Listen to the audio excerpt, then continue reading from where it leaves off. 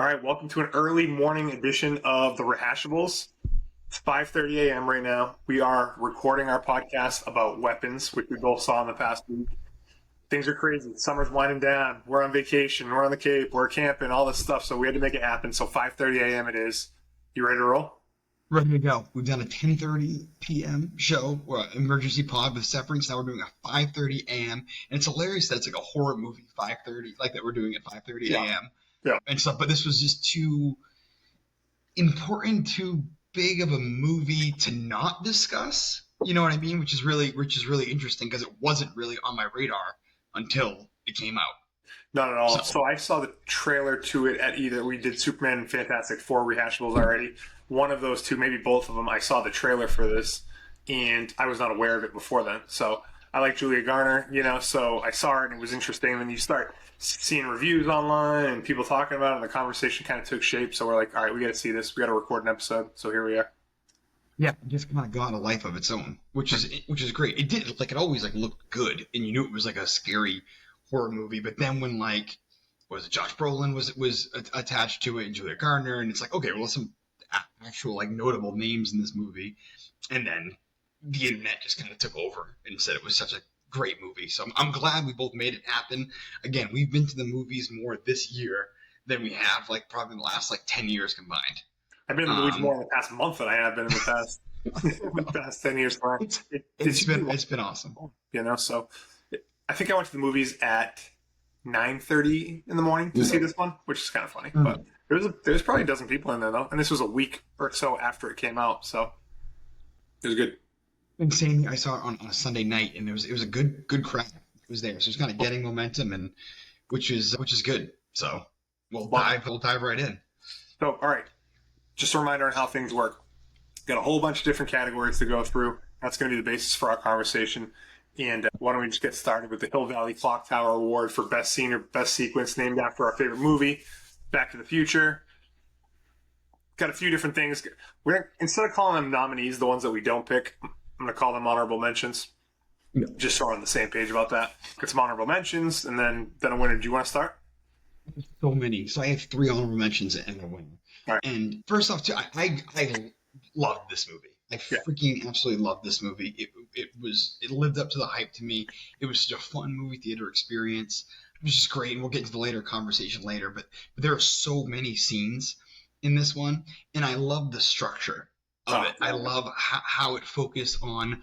I think it focused on 6 characters throughout the movie. Some main characters, some not even main characters, and stuff. And it all told almost the timeline of everything that happened from their perspective. And so I have 3. So maybe we can bounce back and forth. Yeah. But one I thought that was the most funniest was James, who was the drug addict, when he broke into Alex's house and stuff, and he was trying to steal things. And one of the things that he tried to steal was the Willow DVD. You don't remember that part? What I'm talking about? So he tried to. So it was a good Easter egg there. So that was an honorable mention of that whole scene of James just kind of being on drugs. Not my favorite scene, but I thought that was one of the scenes that actually made me laugh. Yeah. Was him, and he freaking found the Willow DVD, and Willow was such a big movie for you and I. So that was my first honorable mention. So what honorable mention? That's a good one. Yeah. I will say, you already talked about the structure of the movie and the way it's done. I love movies like that where you see things from different perspectives, and each time you go to the next person, it gives you different perspective onto what happened before. And that scene you're talking about, the drug addict, we had already been introduced to that home through not Alex's part, but what was Justine's character's name? It was Justine. She looked out. She looked in the house. That was the only one that we saw so far of the house. Exactly, yeah. But there was weird stuff with that house right off the bat. So, then you get to see what it looks like a little bit more each time you change from character to character. So anyways, I like that part too. So first one for me is shout out to the principal, Marcus Miller, Benedict Wong from Marvel. Yep. He's in the movie throughout, but one of the sequences, Julia Garner and Josh Brolin's characters are at a gas station kind of having a confrontation, and all of a sudden he comes running in and attacks her, and you really don't know what happened. So that's whatever. But the part that I liked was the scene that kind of filled it in from his perspective when They met Gladys, the aunt, and that was the first time. Is that the first time you met her? You met? That's actually on my list. The first time you meet her, Yeah, it was at his office. at his office, right? Yeah. Yeah. So you're kind of like, what's going on with her? But yeah, then you get a chance to see what's really going on with her. And anyways, that scene was kind of funny because him and his partner were getting ready to have 7 hot dog meal. They get their Disney shirts on, like, and then she shows up, and then obviously things get freaking weird with all her witchcraft, and then she turns and takes control of them. But I really like that scene. Oh, I love that scene. And a part of that is on my list a little bit too. Another one that I loved when Justine is outside Alex's house in the car and falls asleep. Mm-hmm. And then while she's asleep, the door opens to the house and the mom comes out and we got like a little laugh in the movie theater at this time because how she was like walking. She was walking so weird. You know what I mean? Like almost like sideways and like not completely like she didn't have like all of her motor functions and stuff. And she stopped outside the car and she's holding scissors. You don't know what the hell is going on. And you hear the passenger door or back door open. And then all of a sudden you see the scissors come in and clip a piece of Justine's hair off. And you don't know what that means or what's going on or anything. But it kind of like that was one of the first few scary parts of the movie. Tense. Yeah. And you just didn't know what was going. You didn't have all the information yet. So that was one of my favorite scenes. I do have some nitpicking to do on that scene and some other related scenes afterwards. Yeah. But yeah, that was definitely a tense scene for a second. And once she grabbed the hair, you kind of, or at least like crossed my mind. There's something witchcrafty going on, and hair means something, But yeah, I mean, they don't. You only get morsels of it, So nothing. Then it kind of came together at the end. If you recognize that, well obviously it's trouble for a reason. So yeah. That's troublesome, maybe that you knew that so well. How you knew that, but I did not It was just I think it was just so unsettling the way she was moving. Yeah, it was so weird. And anyway, I love that scene. That was so well done. Okay, so how many more honorable mentions do you have? Two more. I have one more honorable mention, and then my winner. Okay, so I have one more honorable mention, and then my winner as well. So I will say, I'll just dig into it. My runner-up is actually that last sequence. And that might be your winner. That might be your I mean, it's the best scene of the whole movie. Yeah. And the ending sequence, I thought. So it's not my favorite scene, but I mean, I could see why it would be the best scene. I mean, it all kind of comes together. The confrontation at Alex's house, just some of the scenery that you have, the stuff in the basement, the parents being upstairs in the hallway, and then obviously all the kids being released and chasing Gladys down and kind of tearing her apart. Like the way that was shot, the camera following it, like that was obviously a great sequence. It was so unusual because it was funny. Like, you know what I mean? It was there were like funny moments of like her running through the house. It was obviously the things that you got to see online, the very Ferris Bueller of it all, very Predator too. Of it all, and just the kids and like how it was filmed. It was like long shots and her reaction. Yeah, I thought that the ending was just such a home run in how it brought it all together. So that is my favorite scene. But I'm glad you have it on your list too because it was just so good. So yeah, I mean, I wasn't sure if I wanted this to be my favorite scene. I liked it. For me, my favorite scene was actually at the very beginning. And I'd be interested in what your other honorable mention was. But just like the laying it out of what happened with the person, with the kid talking over it. And you see the 217, you see the kids running down the street, all the wonder of it all. Like, I just thought it was a great way to start the movie. That's basically what was in the trailer anyways. But like, I just thought it just set the stage for what was to come. And I thought it was awesome. I was all in at that point. Well, let's talk about that for a second because you're absolutely right. I don't remember the song. There was a song that was playing over it, and the song almost didn't like fit the image. Like it wasn't a scary song. It was almost like an upbeat kind of song with the kids running. Great. How they marketed this film was brilliant. Yeah. Because even going into this, you had no idea. Like before, I went with a couple friends to see this movie, and like before we even got there, I sent a GIF. I'm like, I'll be like running into the movie theater like this, like with my arms out. You know what I mean? So like that, like running with the arms out with like the upper body so still was such a great marketing thing for this movie, and they really like right from the bat kind of saw the kids like running like that, and it just immediately catches your attention. So the opening was incredible. So the arm, like, I will, if I ever see anyone running like that for the rest of my life, I will think of this movie. You know, it's a very distinct thing. Some of the videos I saw tried to relate it to a picture from, I think, Vietnam. You might have heard that if you watch any videos. A little girl kind of had her arms out like that. I honestly don't know if that's true. Like, I haven't heard the director say that, yeah, that's what I was going for. But anyways, like, it was a very distinct look, and I thought it was a great way to start the movie. So anyways, that's a 1A for me. The ending is probably a 1B kind of thing. It's closer than some other scenes that we've talked about in other movies, but I had to go with that one as my number one. So my number one was actually the first time you meet in Gladys and Marcus's office. And the reason I say that is because she's gonna become a thing. Yeah. Like, she's gonna be a popular Halloween costume. She's going to be, you know, I don't know, iconic is too early to say, but she's like she'll be the most memorable from this movie besides the running, because she was such a good villain and a good bad guy, and she was so creepy, and the way her presence is when Marcus opens the door and like lets her in the office, and the way she talks and her energy, I'm just like, I am all in on this person. I thought she was phenomenal. Again, a great bad guy. She was scary. The actress delivered some amazing, like, one-liners and speeches, and we'll get to that in a little bit. But that was probably my favorite scene, because it kind of was like, oh, this person's here to stay.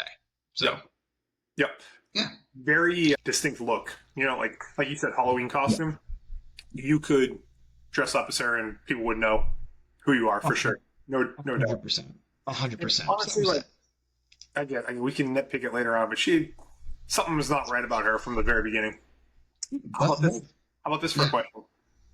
Was she really Alex's parents' great aunt, or Alex's mom's great aunt? Do you think, was she really that? So there is a lot of stuff I was reading online too, that like, she's, you know, obviously a witch, and has she been and like, one of the things that she mentioned that like Alex's dad had or whatever was like, he had a touch of consumption or whatever. Like, I think it's like a touch of consumption, like tuberculosis or something like that. And Marcus even joked, he was like, was he on the Oregon Trail? You know what I mean? Because like, that's like one of the things that would like pop up at the bottom of the computer game. So like, it was like, who talks like that? And who, you know, that's like something very like old to say. So she thought it was Alex's mom, Alex's grandmother's sister was how it was approached in the thing, right? Yeah. Whatever. I don't believe that. I think it was maybe just something under her spell, and I don't know why they would maybe be targeted. But like, if she was so old, she's obviously not really her great aunt, and there was like discrepancy between, I think, when she met Alex, she was like, I haven't seen you since a baby, but at the same time, the parents were like, I haven't seen her in 15 years. He's obviously not 15 years old. So anyways, there's some stuff there. We could talk about her later on. It came to mind for me when you were talking about it. Totally. So that's your Hill Valley Clock Tower Award winner. Yeah. Love it. Okay, you ready for the next one? Yeah, absolutely. This is a tougher one. But yes. It's a tougher one. And I'm interested because you said you have a few things. I don't have a hard time with this. So this is the Bill Pullman Independence Day Speech Award. Best speech or one-liner. What? Ridiculous. Love it. It's good. I have two. I have an honorable mention and like my winner. Do you have anything at all, or no? Just my winner part. Okay. And it's going to be a little bit. So when Josh Brolin, Archer, is he sleeps in his kid's Matthew's bed at nighttime. Now he's become obsessed with like finding out what's going on. He ends up having a dream sequence or so. And in the dream sequence, he sees Matthew like laying in his bed, and then like turns for a second, and then it's like Gladys's face, and then he wakes up from his dream, and he's in Matthew's bed, and his reaction was just so authentic. He just gets up, and he like was the guy and goes, "What the fuck?" And that got a laugh out of the thing. And when he said that, that's like my best one-liner, because that's the exact reaction I would have. Like, that was so authentic. That's exactly what I would have said from that situation. And Josh Brolin's just the freaking man. So I thought that was funny. The freaking man. Yeah, I was thinking about him. That guy. What a career! What I mean, And I Starting feel with Goonies so, like, to where on he this is one. now. Yeah. That you get from, No Country from Old Men. I mean, obviously Thanos. He was the He's in stuff. He's in. I don't have his IMDb yeah. in front of me, but I'm sure it's pretty long at this point. It just seems like he's in all kinds of different things. He's a man. He's a man. He's a man's man. You know what I mean? Yeah. He's the best. So that was it. And then the winner, and I couldn't find it word for word, but I just thought at the dining room table after Alex comes back from school and his parents are kind of catatonic there, and Gladys is there without her wig, and she's telling him to sit down. I don't have it word for word, but her kind of monologue about what Alex is going to do and kind of the lessons that she's saying to him, I thought was petrifying. And the way that she was delivering it, this again is probably a stretch because it's not like a big speech or a big moment, but I thought when that moment happened, you kind of realize how powerful she was and how serious she was and how scary it must have been for a 10-year-old kid or however old he was. Like when he threw like water at his dad's face and it's like dad didn't move. Yeah. That was like very, very scary. So I thought that was like when she was explaining what had to be done, I thought that was really, really well done by her. So yeah, moving along. Great calls on those. So I really struggled with this. And I hate to even go back to that opening scene, but for me, like if I think of a stretch of exposition like that, that being my favorite sequence, kind of setting the table for the movie, then that kid's talk over it for me was like the best, the best like speech-ish type thing. No one-liners struck me like the what the fuck one did. But anyways, as far as like a longer speech, I guess in quotation marks, that was it, for me. So speaking of, have you done a deep dive at all on who that girl was and that stuff? I saw some speculation online about who it was. They picked the kid's name out of the thing, but because it said like it was weird because this at first they said never to be seen again, I think is how they ended it. Exactly. Yeah. So, but then obviously they were, and then there was the same kid's voice at the end, and it said like what some of the kids even talked again or something. So I assume she was one of them. Was it a girl? It was a girl, right? Her name was Maddie. And if you look at the class picture, there is a Madeline in there. So like that's like the connection. But that was the one part that I haven't been quite able to grasp is her saying they were never seen again, but they were. So like I don't understand what that means. Yeah. Unless she said she'd never seen again or never heard from again. Because that was even that it wouldn't make because they took some talk, so it didn't matter. Either way, there was a little bit of discrepancy there. But anyways, I really enjoyed her little monologue. So anyways, that's it for me. Nothing to harp on too long. I'm going to move on to the next one if you're okay with that. Of course. Love this name. This is, Rocky's fighting on Christmas for no money in Russia War for a plot hole, dumb decisions. Got some things to talk about here. Do you want me to get started? I have some great ones here. I have 4. So I have 3 honorable mentions and a winner. So I got some very funny nitpicks here. So yeah. You want me to go first or go first with my first one or what? I'll go first. And it's just okay. I feel like they all kind of tie in together to some degree. But Gladys is, I touched on like her, something not right about that lady, like right from the beginning. So just like even having that conversation in the principal's office with the principal, I thought was very strange. Like, you like that scene. It was just such a weird, like, why is he even talking to this freaking nut job? Something's so not right. Like, call Child Protective Services as soon as you leave that meeting. Anyways, so tiny little one for me. 2025, you can't do that. You know what I mean? Yeah. Just gotta go with it. Yeah. You know what I mean? If something seems off, just have to go with it. No, I can totally understand. For me, my first... Oh, go ahead. Go. No, go ahead. My ultimate one kind of ties into that a little bit. But anyways, go ahead. So far, I have some funny ones here. No more... Okay. How isn't there more Ring camera footage of the kids running that night? Like, you know what I mean? Like, they should be able to follow them right to the house. The house is in a very, like, neighborhood. There's like houses right next to it. Like, what are their fucking neighbors doing? You know what I mean? Like, how is there not more footage of exactly where these kids are? 1,000%. I agree with you. Like, well, and that kind of feeds into one of my things, which is like the ultimate investigation of things. You know, Mhm. it seems like you can feel like the town's under a spell or something is going on that prevents them from really looking. But, dude, they should be able to mail it right down to that house through all the ring footage. I know for us, you know, if a kid ran by our street, we'd be able to go back and look in 2 seconds. If that house that Alex lived in was in my neighborhood, like, we would know something's going on. I think if you've seen your neighbors putting newspaper up around all the windows, and again, it wasn't like a house like a mile away. There was literally a house right next door. You Yeah. know what I mean? And there were newspapers on the front, and maybe something traumatic happened, but come on. But I have seen that theory that maybe Gladys put the whole community like under a spell, and that's why like the cops like couldn't find it. That's a little far-reaching for me. But anyway, And if that was so really the case, that wasn't really laid out in the movie. You know, there was maybe yeah, like a yeah, throwaway line about it, but like, dude, Alex is the one kid that showed up in that class. Like, they should have that house freaking staked out. Like, they should walked be, out. yeah, you know, which kind of gets into my. I mean, this is kind of. I honestly feel like everything we're saying is like one big It's fun. It's plot hole, but it's like yeah. one big plot hole, you know. So like, Gladys brings Alex's dad into the interview with the cop, right? Said he just had a stroke or something.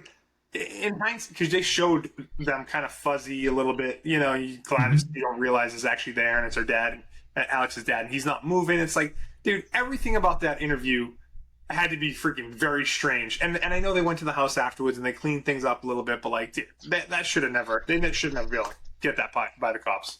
So that ties right into my next one. All right. So the cops come to the house. So Gladys makes 17 kids go in the backyard and jump over the fence. Where did those kids go to hide? The whole town is looking for these kids. You know what I'm talking about, right? Exactly. The cops have to come to the house to make sure everything is like kosher at Alex's house and all this kind of stuff. And you have the dad, and you have. First off, how did they not know where Gladys's mom? Gladys's mom just wasn't involved in his Yeah. school. You know what I mean? Like it's just like okay. It's like a red flag. You know what I mean? There's Like no way those cops leave the house visit and they're like, yep, everything looks good there. You know, no red flags. Where did Gladys send the kids?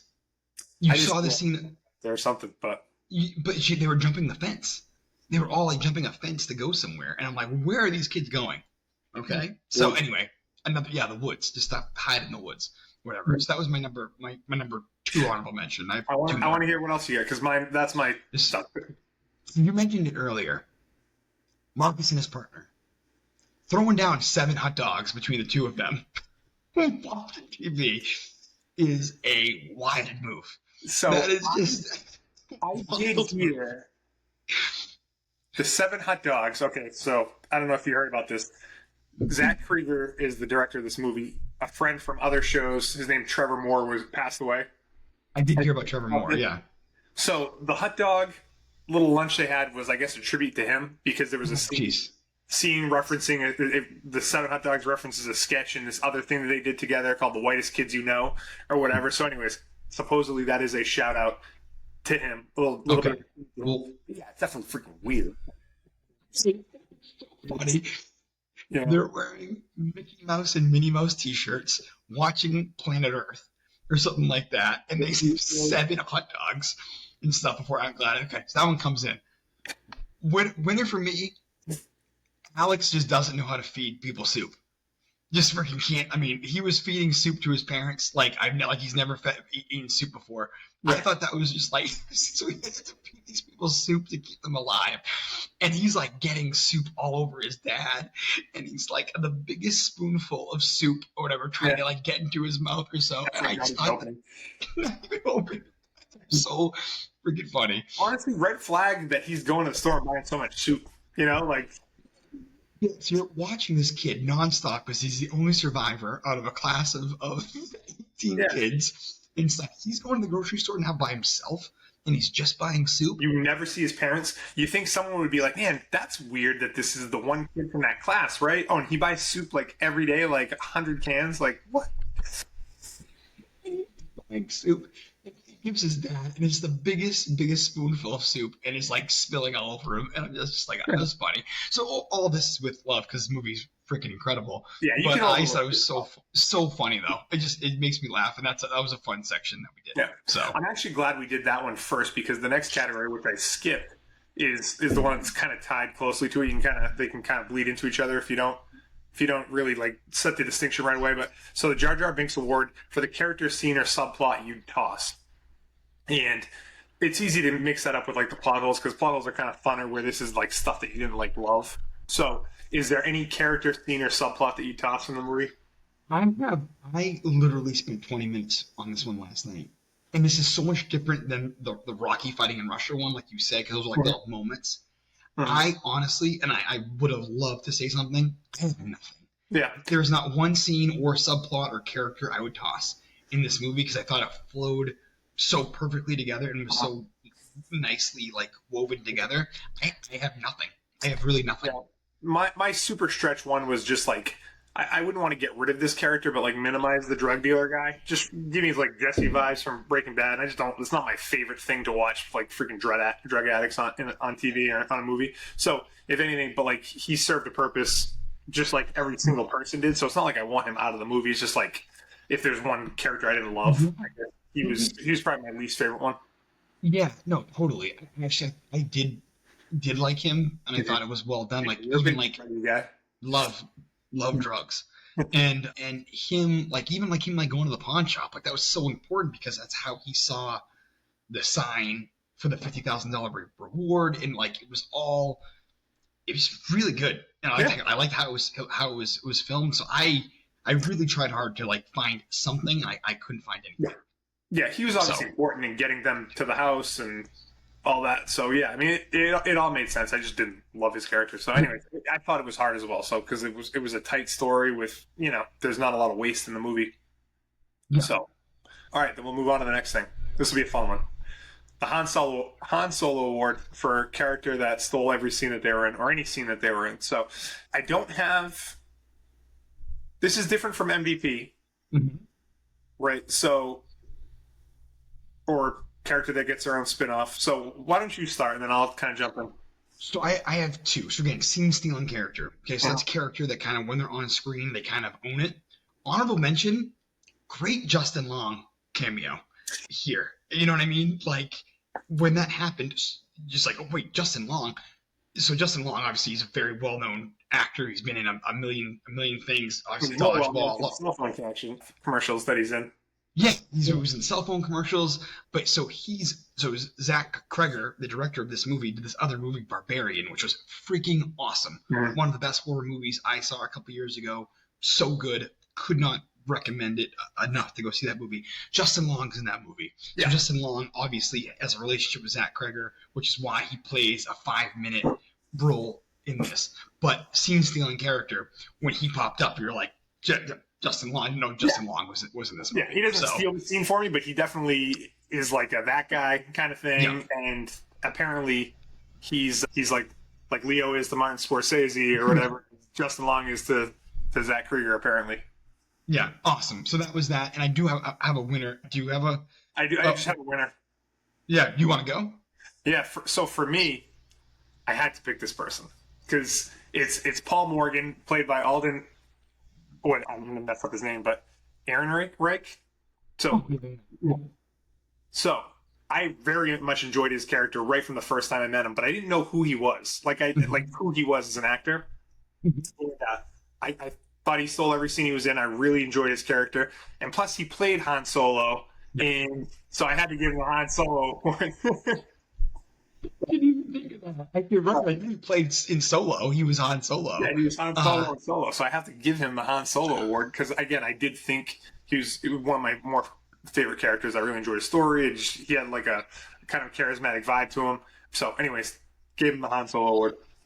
That's great, and that is appropriate, and I love the connection to that. To me, it was Marcus. I thought Marcus, during his, like, when he was, like, going through the grocery store, and talking to Justine on the phone, and his partner was just like picking like what cereals to pick.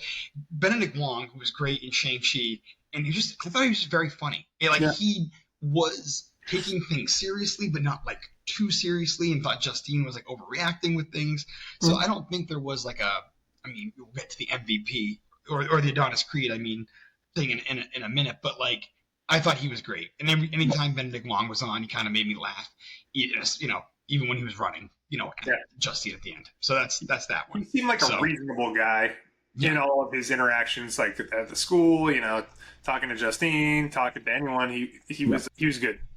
Voice of reason, I thought. Okay, so next one is the Adonis Creed Award. All right, this is a character who deserves their own movie or spinoff, and I think there's really only one of these. I mean, I guess anyone could, but I'm interested to hear what you think here. So, anyways, who's your winner for this one?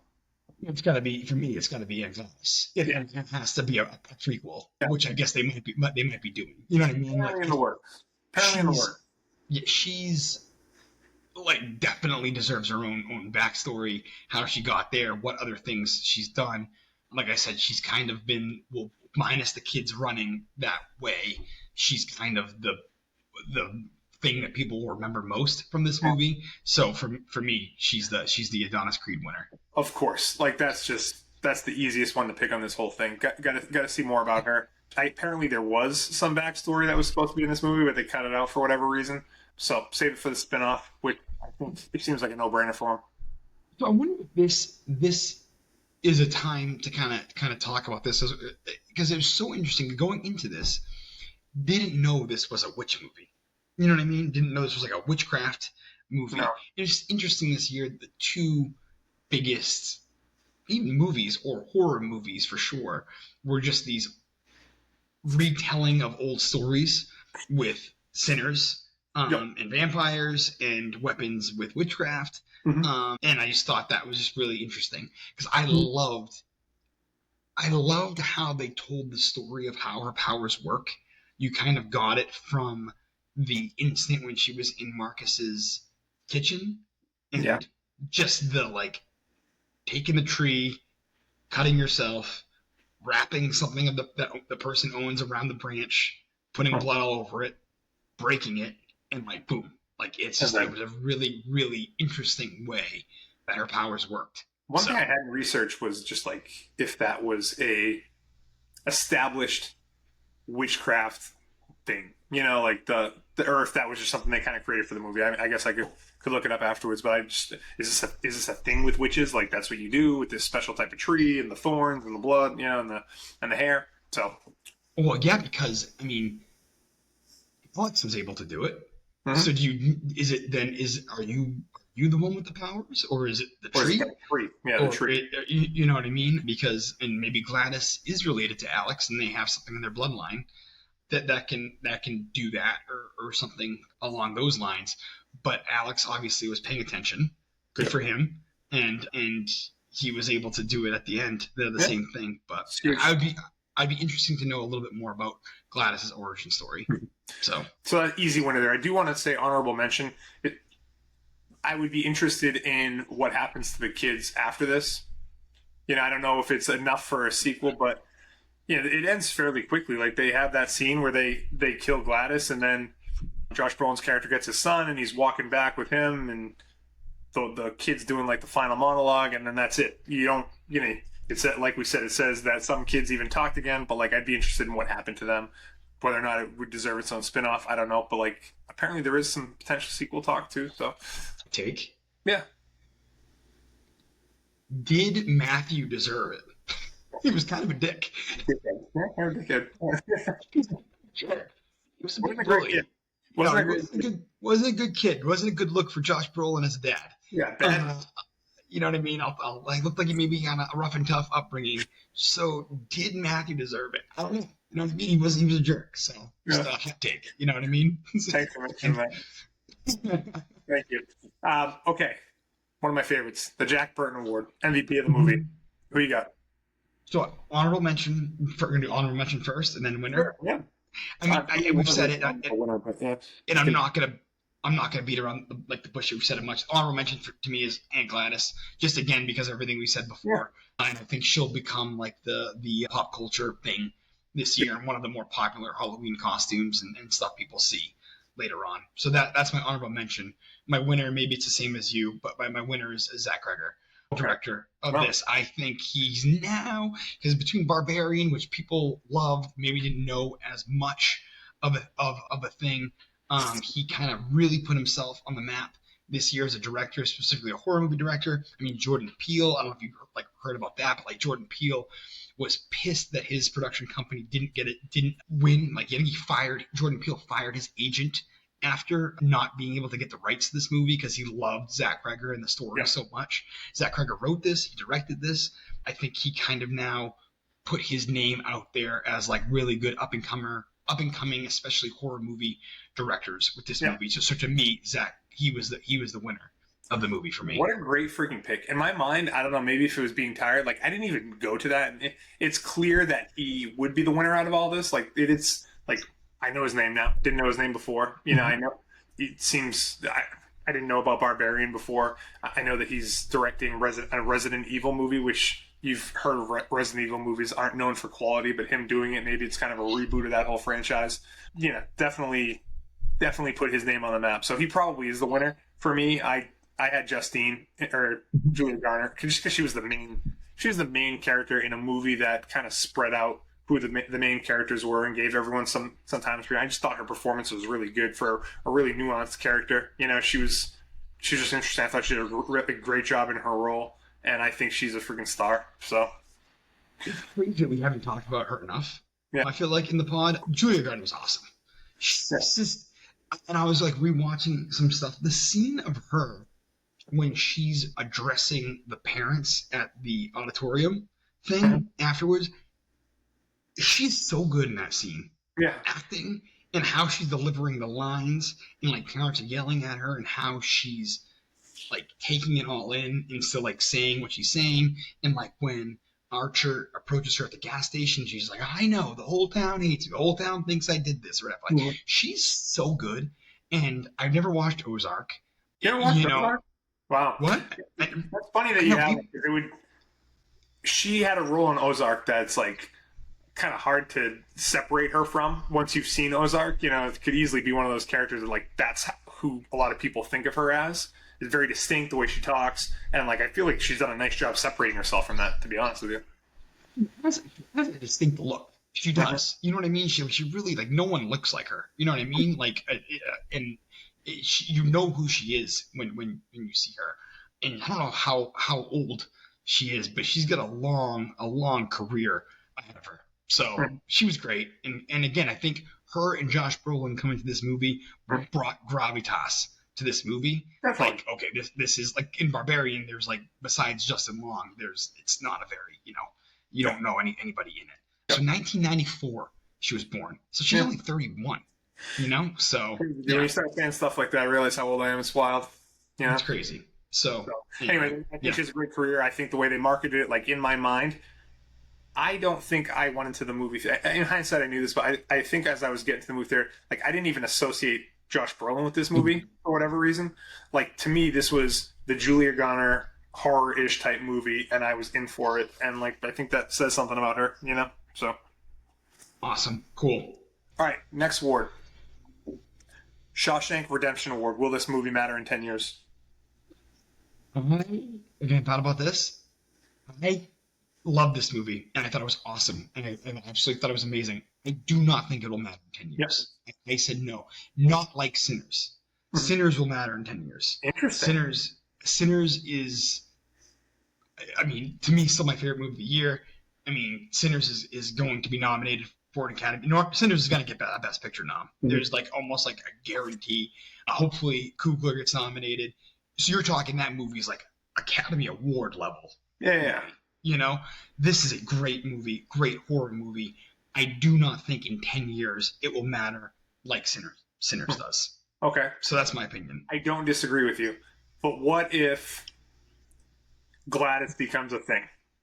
If Gladys is that Halloween costume, she's not going to be like Terrifier level type iconic. But if Gladys is a thing that in 10 years from now, people are still dressing up as Gladys for Halloween, then I think that means the movie matters a little bit more than that. But I'm with you. Like, Weapons and Sinners, for whatever reason, are going to be tied together this year, just because they're two kind of horror movies that really exceeded people's expectations at the box office and took over the conversation. But I do think like Sinners is a little bit up from that. So I would say it's not going to matter, but there's a chance that maybe it does, depending on what happens with the universe. I think the ceiling for this, and I mean this is a compliment, the ceiling for this is like The Conjuring. Yeah. Is like that kind of universe. Can you do 5 movies and a spin-off? You know what I mean? Like this, like like Annabelle. And the Conjuring is like the most, believe it or not, I think the most profitable or the highest grossing horror movie franchise, like up there with like Friday the 13th, even more I think than those, because those movies are wild. And there's another one coming out. I saw the trailer. I know. Just the other day. The trailer looks awesome. Yeah. It's great. I just have no idea what's going on in these movies. Like, I really don't know the very basic story of it all. But yeah, Conjuring's a thing, dude. If it got to that level, then I think that would be pretty big. In that case, I guess movie to movie, Sinners to Weapons, I think Sinners matters more. But I think there's probably greater franchise potential with Weapons than Sinners, So it's just I would love a Remick prequel. Dude, or a Smoking Stack awesome. in Chicago prequel. Sinners to me, and I maybe because I just listened to a 2.5-hour podcast on Sinners a week and a half ago, but Sinners to me is just such a damn special movie, and I still listen to the soundtrack nonstop, and I will be rewatching it again and I'm just so fired up for like it to get hopefully recognized at the Academy Awards for that kind of movie, and Coogler is just so damn good. So anyway, that's that. All right, so what do we call this one? The rehash. What's the last one? Verdict. The rehash verdict. So is classic cult favorite trash or something else? I think it's cult favorite in my eyes. Too. It's just one of those ones that it'll be in those conversation of horror movies, but it's never going to be like a classic, more a cult favorite. It's like say cult classic, but that's exactly what both of us are saying, because you almost think cult classic like a little like cheesy production value might not being as good, like Terrifier. You know what I mean? Like yes, even though production quality on that is through the roof and best movie ever made with Lopan. But you know what I'm saying? Like Terrifier 1 specifically, like that's like a cult classic, like a low budget movie that just kind of hits on all things. This was so well made and so well done. It has a star power, but like it had, like we talked about before, the universe it's creating, it had the potential to be a universe building cult classic franchise. Yeah. So in my mind, cult classic doesn't necessarily mean low budget, but I like that thought. For me, it's just like one that not everybody saw and then kind of maybe gets a second life on in the past, like DVD but now like streaming or something like that. And again, if the universe kind of takes off, then but it's not like a freaking classic, a true classic. Definitely not trash. Yeah. So I think cult favorite's a great one. If someone was telling Zach Cregger this movie's going to be a cult classic, cult favorite, like that's a good good thing for this movie. It dominated. You know what I mean? It dominated this year. It's a lot of people's top 5, top 10 list. When you had 2 huge superhero movies come out this year, and I liked Superman a lot, but I still think, as far as summer movie goes, this was my favorite summer. Ooh, interesting. Movie. I hadn't really thought about that, but this movie was number 1 for 3 weeks in a row, which is it's good. Yeah. I'll tell you what wasn't number 1 for me was Fantastic Four. I'll tell you that much right now. Not on the top 5 list. Oh, I love it. I really liked it, but that's cool. Yeah, dude. So I thought it was good. I'm glad we both got a chance to see it. I'm glad we recorded a pod of it. It's interesting because we, doing these rehashable pods with this new awards format, I think it's easy to apply them to like superhero movies. So this is a little bit more challenging and a good like practice run for us to be able to apply to basically any movie. But I still think the award format that we're doing is great. I'm glad we're doing it. I love that we're able to talk about the movie without freaking going from A to Z, in chronological order and stuff, and you just can kind of jump in because people listening to this are people that have seen the movie. So, Totally. So, that's it for me, buddy. Yeah. Only other thing for this, but do you want to spend 2 minutes on Paradise, or do you want to just not? Probably not. That's great. I'm glad you. I finally finished Paradise. Gave it a B+. Give it a B plus. You liked it, but I liked it a lot. What's the things you liked about it? James Marsden and Sterling K. Brown, like in it, just they're incredible. Is You know James what I mean? Marsden the man? Like The flashback episode was like how things kind of went down. the second to last episode is what I think. Yeah, blew me away that episode. Like I just thought it, and a lot of the podcasts we listen to, they identify that episode as like the one to watch of the show. Like the way it ended, that's fine, but like that episode specifically, like sold me on the whole season. I thought it was incredible. that was just amazing. And James Marsden, I thought, went up to the next level, as did Sterling K. Brown. I think they're both nominated for Emmys in Best Drama category. That scene of Sterling K. Brown talking to his wife on the phone was that guy is such a good actor. Like James Marsden has it as far as like charisma and like he's just the man and like can play the president, the JFK type thing. Sterling K. Brown is just next level as far as actor quality goes, and that guy is so good. That was awesome. So that was all the highs for it. The lows, and I don't care. Spoiler alert for anyone who hasn't seen Paradise or whatever. Fast forward or stop listening, whatever. But like, I don't love the fact that like the murder happens in like the first 10 minutes of season 1 and we're not introduced into like who actually did it until the final episode. The second, last episode. It's like, oh, this guy that you've seen at the library that you don't even think twice about. I mean, they tie it in the way they tie it in. It's fine. But yeah, it is weird that you're not introduced to the killer till the last episode. That's always weird. I mean, you kind of say like that about weapons. You know, Gladys is like introduced on like the back third of the movie, and you know, you just. But like, I know what you mean because that was like the very end. And how the hell did that guy get by Secret Service? Dude, And from the balcony, and like that's insane to me. I mean, it's not freaking. This guy's not, you know, Jason Bourne climbing up. Kill the president. No, you know what I mean? Like cameras. Well, the cameras were frozen because of them playing Wii thing, but he didn't know that was happening. You know what I mean? Like, so that part was kind of crazy. And then the last thing is now moving forward. And I imagine it got renewed.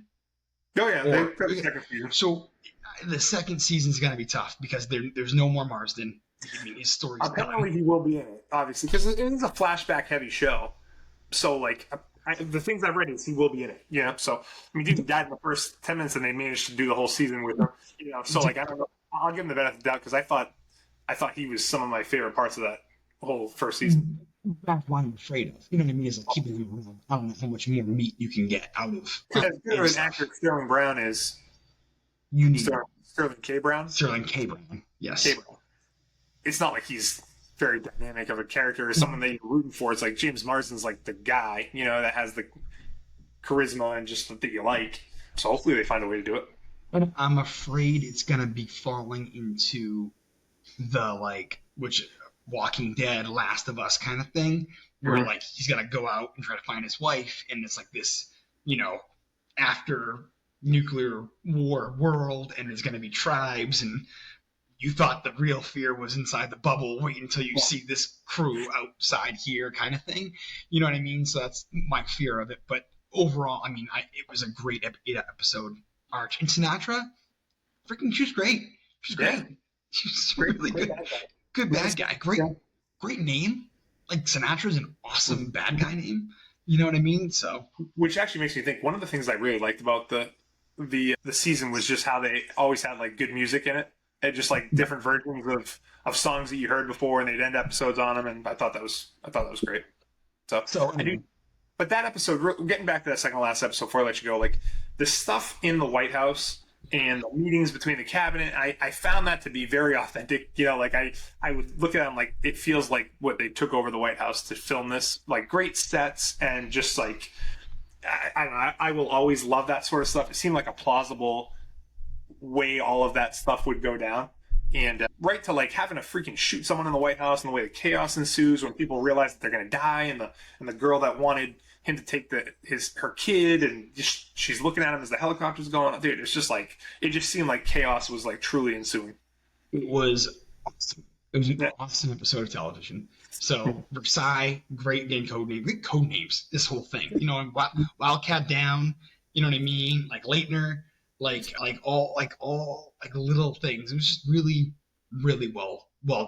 Yeah. So yeah, I'm glad you got a chance to watch it. It's one of those ones that was part of the conversation for a certain point earlier this year, so it's nice that you got a chance to check it out because I thought it was great.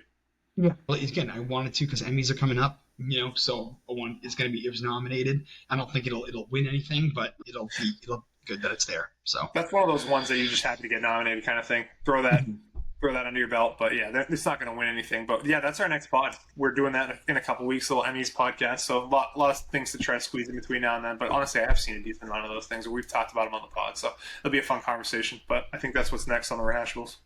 awesome, buddy. Well, I'm glad we got a chance to do this. I mean, God, look at it. It's not even 6:30 yet. Still the whole day ahead of us. Love it, dude. Well, hey, have a good day, pal. And we'll talk soon. All right, bud. Thanks. See ya.